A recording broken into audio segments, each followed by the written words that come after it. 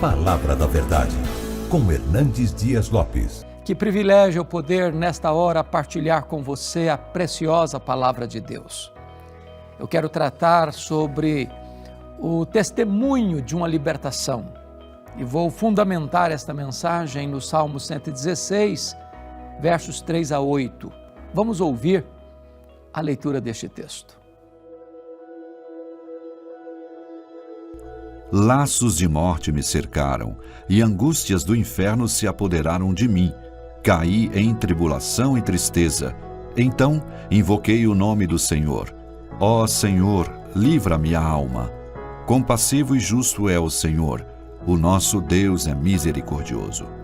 O Senhor vela pelo simples. Achava-me prostrado, e Ele me salvou. Volta minha alma ao teu sossego, pois o Senhor tem sido generoso para contigo. Pois livraste da morte a minha alma, das lágrimas os meus olhos, da queda os meus pés. O Salmo 116 é anônimo. Nós não temos aqui precisamente declarado o seu autor, nem mesmo a época em que foi escrito. Mas boa parte dos estudiosos acredita que este salmo foi escrito pelo rei Ezequias, um homem que começou a reinar em Jerusalém com 25 anos, reinou 29 anos e foi um dos reis mais piedosos de todos os tempos. Este homem enfrentou dois grandes problemas na vida, exatamente quando ele estava no auge do seu governo. A mesma poderosa Assíria, que havia tomado as 10 tribos do norte, cerca Jerusalém, sitia e entrincheira a cidade de Jerusalém, mandando um recado abusado para o rei Ezequias para se render. Porque nenhum Deus, diziam eles, poderia livrar Ezequias das mãos do poderoso império assírio. Ezequias chora diante de Deus, apresenta aquela afronta ao próprio Deus, e Deus livra Jerusalém das mãos do poderoso exército assírio, enviando um anjo, apenas um anjo, que mata 185 mil soldados assírios às portas de Jerusalém. Uma grande libertação de um ataque militar, sem o qual diante do qual ele não teria nenhuma condição de resistir. Mas Ezequias enfrenta um segundo problema. Ele fica doente aos 39 anos de idade. E diz a Bíblia que Deus manda lá na sua casa, no palácio, o profeta Isaías, para dizer a ele: põe em ordem a tua casa, porque morrerás e não viverás. E ele então ora e ele chora, e Deus responde rapidamente ao seu clamor, dizendo: eu ouvi a sua oração, eu vi as suas lágrimas, e eu vou curar você. E Deus então cura o rei Ezequias daquela doença mortal, estendendo os seus dias por mais 15 anos. É para contar essa experiência de libertação e cura que Ezequias então compõe esse salmo, dizem alguns e a maioria dos estudiosos. E aqui ele vai descrever para nós como é que foi essa experiência. No verso de número 3, ele vai dizer o seguinte: laços de morte me cercaram e angústias do inferno se apoderaram de mim. Há duas coisas importantes aqui. Primeiro, ele está descrevendo os dois fatos no único verso. Quando ele diz laços de morte me cercaram, ele está falando exatamente do cerco de Jerusalém. Os exércitos entrincheirados cercavam a cidade, de tal maneira que parecia que a derrota da cidade era inevitável. O poderio militar do Império Assírio era o maior do mundo. Ninguém jamais tinha resistido ao avanço expansionista deste poderoso império. E ele está agora sitiado por laços de morte. Talvez isso produza o segundo problema. Angústias do inferno se apoderaram de mim. porque ele está sitiado pelo inimigo e ele está lidando com a enfermidade mortal. Tanto a insegurança quanto a enfermidade são problemas que trazem angústias para a alma. Mas ele adjetiva a angústia dele dizendo angústias do inferno. É como se o inferno tivesse mudado de endereço e se instalado no seu peito. Esse homem não tem uma angústia que vem e vai, mas ele diz, angústias do inferno enfiaram as suas garras em mim, se apoderaram de mim. O resultado é que ele caiu em tribulação e tristeza, uma espécie de pressão nas suas costas, de um rolo compressor passando em cima dele, e a alegria fugiu da sua face. Ele chega a dizer, nesse texto, que ele, no verso 6, que ele não estava só caído, não. Ele diz que ele estava prostrado, ele estava nocauteado, ele tinha jogado a toalha. A situação era irremediável, irreversível.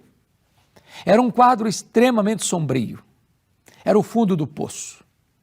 Talvez você que está me acompanhando esteja vivendo dias difíceis, amargos, dolorosos. Talvez você está cercado por circunstâncias adversas e assolado por crises internas, seja de saúde, seja financeiro, seja de relacionamento com a sua família, sejam problemas de hábitos, vícios, pecados, mazelas da sua alma que estão hoje oprimindo você. Mas note comigo um fato. Quando alguém está no fundo do poço, só tem uma direção para olhar. É para cima, é para o alto, é para Deus. Assim como Jó, que estava no fundo do poço, depois de perder os seus bens, enterrar os seus filhos, depois de ficar completamente devastado por uma enfermidade maligna, depois da sua mulher dizer para ele, amaldiçoa Deus e morre, dos seus amigos levantarem acusações falsas contra ele, ele, do fundo do poço, arranca ainda um brado de esperança e diz, mas uma coisa eu sei, é que o meu Redentor vive. E eu verei o meu Redentor, revestido o meu corpo, eu verei o meu Redentor. Então, o salmista diz no verso 4, diante desse quadro tão sombrio, então eu invoquei o nome do Senhor. Ó Senhor, livra-me a alma. Há momentos em que a providência, ainda que carrancuda, nos leva às profundezas, para que neste momento, cientes de que nenhum recurso da terra pode nos valer, nós então somos levados a buscar o socorro do Altíssimo e clamar por libertação. E ele clama, e quando ele clama, ele descobre algo maravilhoso. O que ele descobre? Ele descobre, em primeiro lugar, que Deus é compassivo e justo, que Deus é misericordioso. Um dos grandes problemas quando a gente está passando por uma angústia muito grande é que nós somos levados a pensar que Deus está longe, que Deus se ausentou, ou que Deus está indiferente, que estamos sozinhos nessa luta. Quando Ezequias então faz este clamor por libertação, ele descobre que Deus se importava com ele, que Deus tinha lançado o coração dele na miséria de Ezequias. E ele compreende o caráter bondoso, misericordioso de Deus. Eu quero dizer para você que Deus se importa com você. Deus conhece você. Deus sabe da sua dor. Deus sabe das suas lágrimas. Deus sabe das suas noites sem dormir. Deus sabe das suas madrugadas insones. Deus sabe deste pulsar, deste latejar da alma que tantas vezes aflige você, noites a fio. Deus está interessado na sua vida. Mas então, ele vai contar para nós que tipo de libertação Deus realizou na sua vida. E no verso 8 ele vai dizer o seguinte, pois livraste da morte a minha alma, das lágrimas os meus olhos e da queda dos meus pés. Há aqui 3 livramentos muito importantes. O primeiro livramento é o livramento espiritual. Livraste da morte a minha alma. Você pode ter liberdade de ir e vir, você pode ter saúde, você pode ter prosperidade, você pode ter família, Você pode ter amigos. Você pode ter até uma religião que você segue. Mas enquanto você não tiver sua alma liberta pelo perdão de Deus, lavada no sangue de Cristo, restaurada pela graça, você não é uma pessoa livre. A Bíblia diz que aquele que pratica o pecado é escravo do pecado. Hoje Deus pode libertar você espiritualmente, perdoando seus pecados, dando a você a própria vida eterna. Mas notem comigo que Ezequias experimenta uma segunda libertação, é a libertação emocional. E ele diz no verso 8 assim: livraste dos olhos as minhas lágrimas, ou livraste das lágrimas os meus olhos. Isso significa que Deus não apenas pode consolar você, mas Deus pode estancar a causa que está produzindo o choro na sua vida. Ele pode não apenas aliviar o seu coração, mas ele pode também mudar as circunstâncias. Ele pode restaurar sua vida, seu casamento, sua família, seus filhos, sua vida financeira, sua vida espiritual. Ele é poderoso para trazer um bálsamo, um óleo fresco sobre a sua cabeça e restaurar sua sorte. Mas em terceiro lugar, Ezequias fala de uma libertação não apenas espiritual e emocional, mas também uma libertação moral. Porque no verso 8 ele vai dizer assim: livraste da queda dos meus pés. Ele está admitindo, ele é um rei, ele é rico, ele é poderoso, ele tem influência, ele tem muita gente a seu serviço, ele tem reconhecimento nacional e fora do seu país. Mas ele entende uma coisa: ele é frágil. Você e eu somos frágeis. Nós não conseguimos ficar de pé escorados no bordão da autoconfiança. Se Deus não segurar firme a nossa mão, nós resvalamos os pés e caímos. Só conseguiremos nos manter de pé se Deus for conosco. Por isso a Bíblia diz: aquele que pensa estar em pé, veja que não caia. É a graça restringente de Deus, é a mão poderosa de Deus que nos mantém de pé. E Ele está dando esse testemunho deste livramento de Deus na sua vida. Mas eu quero chamar a sua atenção para o versículo 7, porque aqui há um manual riquíssimo de psicologia cristã. Ele diz assim no verso 7, volta minha alma ao teu sossego, pois o Senhor tem sido generoso para contigo. Ele está aqui tendo uma conversa no espelho. Nós chamamos isso aqui de um solilóquio, uma conversa consigo mesmo. Talvez é mais fácil você consolar outros do que você consolar você mesmo. Ele se volta para a sua própria alma e diz: minha alma, fica calma, aquieta, sossega, descansa. Deus já tem sido generoso para contigo.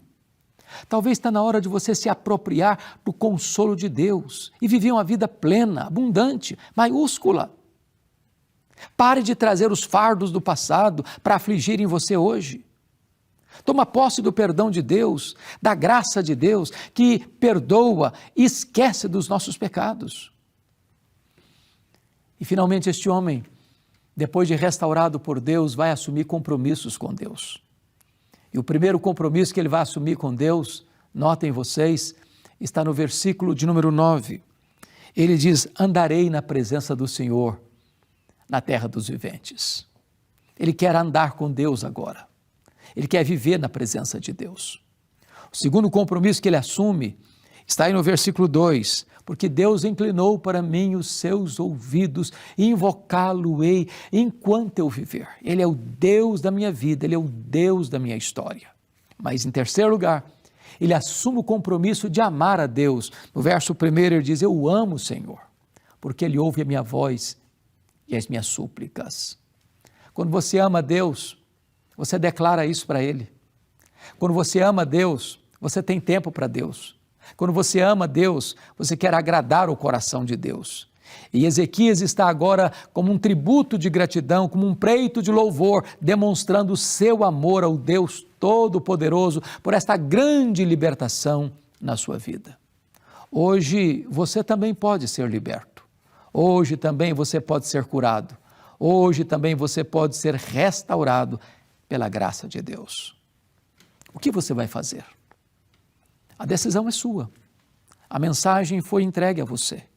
Agora mesmo você pode apropriar-se pela fé desta palavra e viver uma vida livre, viver uma vida plena, uma vida feliz e abundante pela graça poderosa de Deus. Este é o testemunho de um grande livramento de Deus. Eu vou orar com você. Onde você está? Ore comigo. Querido Deus, eu quero te agradecer pela tua palavra.